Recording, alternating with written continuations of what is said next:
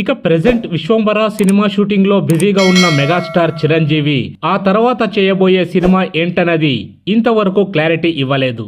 ఇక తాజాగా ఈ విషయంలో ఇంట్రెస్టింగ్ అప్డేట్ ఇచ్చారు రచయిత బివిఎస్ రవి. ఇక బాక్సాఫీస్ ను షేక్ చేసే మరో క్రేజీ ప్రాజెక్టుకు మెగాస్టార్ రెడీ అవుతున్నారన్న హింట్ ఇచ్చారు. ఇక చిరు కోసం మంచి కమర్షియల్ ఎలిమెంట్స్ ఉన్న మెసేజ్ ఓరియంటెడ్ కథను సిద్ధం చేస్తున్నట్టుగా చెప్పారు. ఇక ఇప్పటికే కథ విన్న చిరు గ్రీన్ సిగ్నల్ కూడా ఇచ్చారట.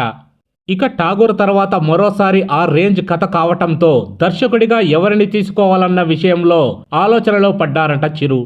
ఇక ఆల్రెడీ చిరు హీరోగా ఠాగూర్, ఖైదీ నంబర్ 150 లాంటి 2 బ్లాక్ బస్టర్ ఇచ్చిన ఈవీవి వినాయక్ పేరు ప్రముఖంగా వినిపిస్తోంది.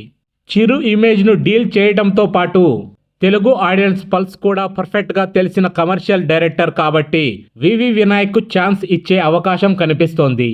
ఇక వివి వినాయక్ పేరే కాకుండా గాడ్ ఫాదర్ రిలీజ్ తర్వాత మోహన్ రాజా దర్శకత్వంలో చిరు మరో మూవీ చేస్తారన్న టాక్ గట్టిగా వినిపిస్తుంది.